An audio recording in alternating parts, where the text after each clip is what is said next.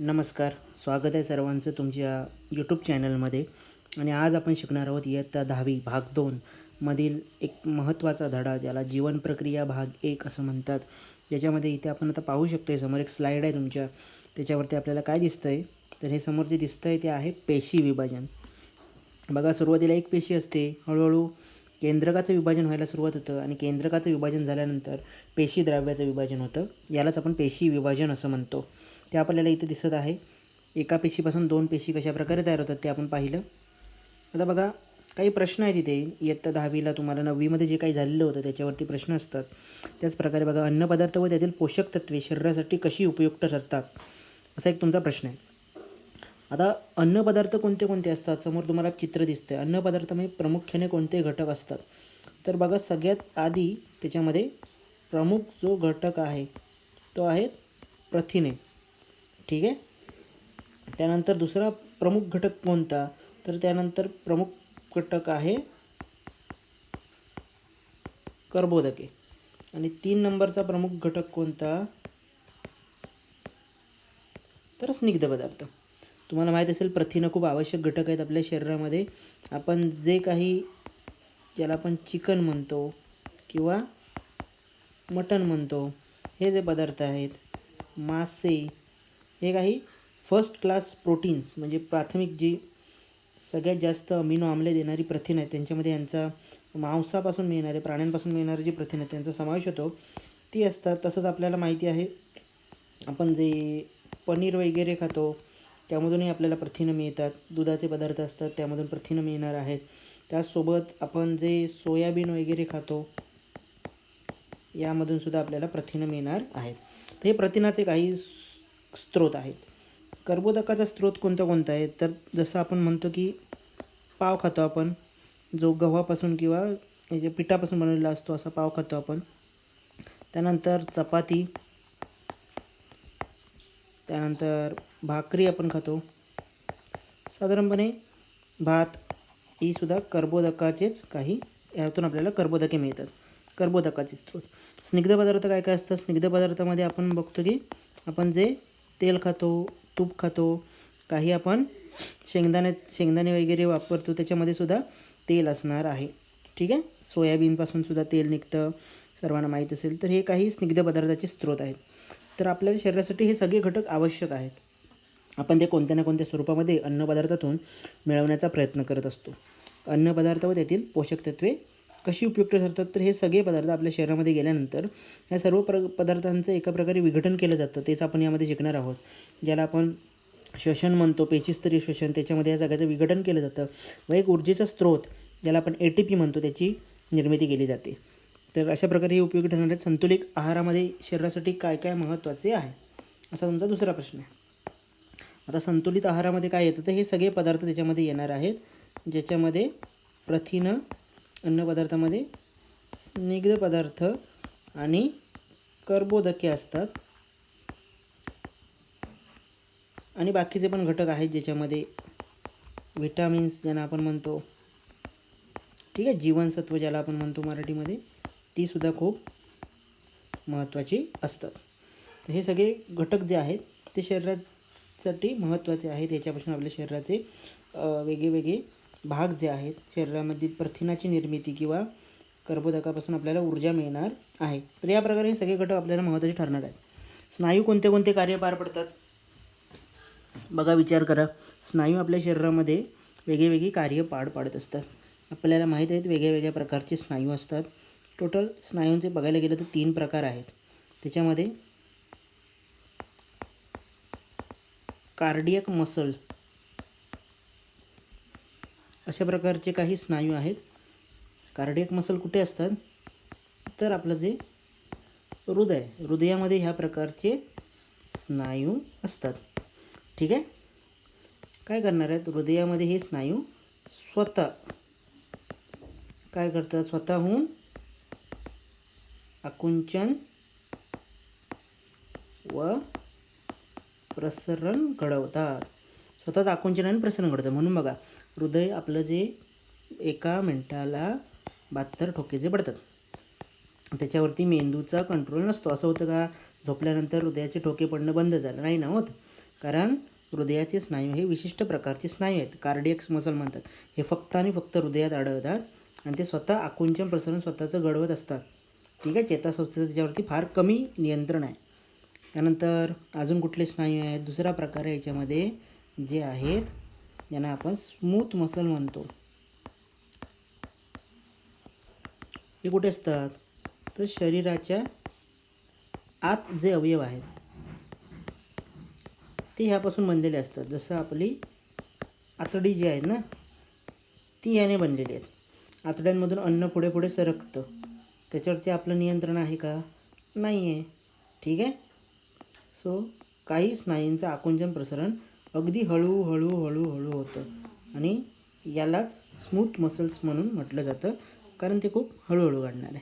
आणि तिसरा प्रकार जो आहे ज्याला स्केलेटल मसल म्हटलं जातं. ठीक आहे, स्केलेटल मसल म्हणजे आपल्या हातावरती, आपल्या पायावरती जे स्नायू तुम्हाला दिसत आहेत ना, ज्यांचं आकुंचन प्रसरण आपल्या इच्छेने होतं. ठीक आहे, आकुंचन प्रसरण आपल्या मेंदूच्या किंवा चेतासंस्थेच्या इच्छेने होतं, ते झाले स्केलेटल मसल.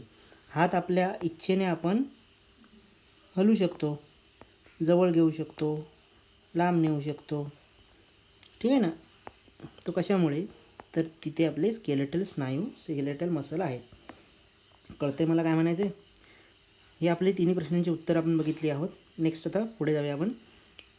पाचक रसांचे पचनसंस्थेत काय महत्त्व आहे असं त्यांनी प्रश्न विचारला आहे. पाचक रस शरीरामध्ये, पोटामध्ये आपले असतो. आपल्याला सुद्धा माहिती आहे आपली जी लाळ आहे ही पण एक प्रकारचा पाचक रस आहे. लाळेमध्ये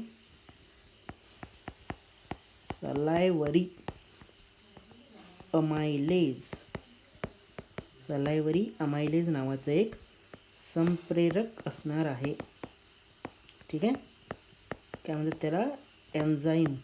इंग्लिशमध्ये त्याला एन्झाईम म्हटलं जातं. एन्झाईम ही एक काय असतात? बायो कॅटलिस्ट असं त्यांना म्हटलं जातं. जैवसंप्रेरक, कारण ती सजीवांमध्ये आढळतात. अशी संप्रेरकं जी सजीवांमध्ये आढळतात त्यांना जैवसंप्रेरक म्हटलं जातं. ही काय करतात? रासायनिक अभिक्रियेचा वेग वाढवणार आहेत. अभिक्रियेचा वेग वाढवतात. ठीक आहे, ही रासायनिक अभिक्रियेमध्ये सहभागी होऊन रासायनिक अभिक्रियेचा वेग वाढतं, म्हणून आपलं अन्न वगैरे आपल्याला लवकर पचतं. जसं आपण डाळीमध्ये सलायवरी अमायलेज म्हणतो ना, ते स्टार्चच्या पचनाला मदत करतं. स्टार्च कशामध्ये असतो? बटाटा खातो ना आपण, बटाट्यामध्ये स्टार्च असतो. चपातीमध्ये पण थोड्याफार प्रमाणामध्ये स्टार्च असतो. रताळ्यामध्ये स्टार्च असतो. म्हणून बटाटा जो असतो, जो शिजवलेला बटाटा म्हणतो, तो तोंडात ठेवल्या ठेवल्या विरघळतो, कारण डाळीमध्ये आपल्या कुठलं संप्रेरक आहे? सलायवरी अमायलेज. हे नाव लक्षात ठेवा. असेच खूप पाचक रस आपल्या पोटामध्ये असतात. कुठले कुठले असतात तुम्ही ऐकून असाल तर? Trypsin, pepsin. ही पेप्सी म्हणजे पेप्सी पिण्याची नव्हे, पेप्सिन नावाचं एक एन्झाईम आहे. ठीक आहे, असे खूप सारे संप्रेरक किंवा पाचक रस शरीरामध्ये असतात. ठीक आहे, हे शरीरामध्ये अन्न पचवण्याचं काम करणार आहेत. त्याच्यासोबत आता बघा, मानवी शरीरामध्ये टाकाऊ पदार्थ शरीरावर टाकण्यासाठी कोणती संस्था आहे? सगळ्यांना माहीत आहे, उत्सर्जन संस्था. उत्सर्जन संस्थेमध्ये काय काय येतं? 2 अशा वाटाण्याच्या नाही, चवळी खातो ना आपण, त्या चवळीच्या आकाराच्या अशा चवळीच्या सारख्या दिसणाऱ्या मोठ्या असतात. अशा 2 किडण्या असतात. त्या किडण्या येणार आहेत. किडण्यांमधून 2 युरेटर्स बाहेर पडतात. नंतर ते युरिनरी ब्लॅडरमध्ये एकत्र येतात. तिथून ते बाहेर टाकतात सगळी शरीरातली घाण. किडनीमध्ये रक्त जातं. ठीक आहे,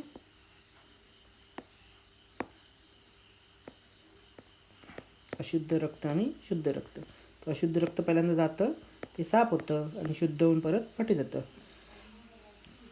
अशा प्रकारे उत्सर्जन संस्था जी आहे ती कार्य करत असते. हा मुद्दा लक्षात ठेवा. ठीक आहे, या प्रश्नाचं उत्तर मिळालं आपल्याला. की शरीरातले टाकाऊ पदार्थ कोण बाहेर टाकतं? उत्सर्जन संस्था. त्याच्यामध्ये आपल्याला घाम येणं हे सुद्धा त्याच्यामध्ये समाविष्ट आहे. घामावाटे पण आपल्या शरीरातले विषारी वाईट पदार्थ बाहेर टाकले जातात थोड्या प्रमाणात. त्यानंतर बघा, ऊर्जा निर्मिती प्रक्रियेत रक्ताभिसरण संस्था कशी कार्य करते? तर सगळ्यांना माहीत आहे काय करते रक्ताभिसरण संस्था. रक्तामध्ये एक प्रथिन असतं. कोणतं? हिमोग्लोबिन. हिमोग्लोबिन हे काय आहे? प्रथिन आहे. आणि हिमोग्लोबिन काय करतं? हिमोग्लोबिन चिकटतं कशाला? ऑक्सिजनला. हिमोग्लोबिन हे ऑक्सिजनचं वहन करतं, वाहून नेतं ऑक्सिजन रक्तामध्ये, कळतं आहे. तसंच ते CO2ला परत आणतं आणि श्वासावाटे पण तो बाहेर टाकतो. तर आपल्यामध्ये रक्ताचं प्रामुख्याने काम आहे अन्न घटक, त्याचबरोबर उत्सर्जन संस्थेचे जे घटक आहेत युरिया वगैरे, अमोनिया, युरिक ॲसिड, हे सगळे शरीराच्या बाहेर टाकणं, ही सगळी कामं रक्ताची आहेत. आपल्या रक्तामध्ये जसं आपण बघू शकतो की शरीराचा pH मेंटेन ठेवणं. pH म्हणजे काय म्हणतो आपण ज्याला इंग्लिशमध्ये पोटेन्शियल ऑफ हायड्रोजन आयन्स. ठीक आहे, सामू म्हणतो ना तो मराठीमध्ये, तो मेंटेन ठेवला जातो. खूप काही कामं आहेत रक्ताची. 10वीच्या लेवलला तरी एवढं समजून घ्या तुम्ही की रक्त ऑक्सिजन नेतं, कारण या धड्यामध्ये ते महत्त्वाचं आहे. ऑक्सिजन नेतं आणि त्याचबरोबर अन्न पण पेशीपर्यंत पोचवतं. नंतर बघा, मानवा शरीरांतर्गत चालणारे कार्य कसे नियंत्रित होते, किती प्रकारे, तेच पुढे दाखवलेलं आहे. वेगळ्या संस्था असतात मानवा शरीरात बघा. पचन संस्था, श्वसन संस्था, रक्ताभिसरण, उत्सर्जन, नियंत्रण. आणि या सगळ्या संस्था काय करत असतात? शरीरामध्ये खूप महत्त्वाचं काम करत असतात. ठीक आहे, काय करणार आहेत या सगळ्या संस्था?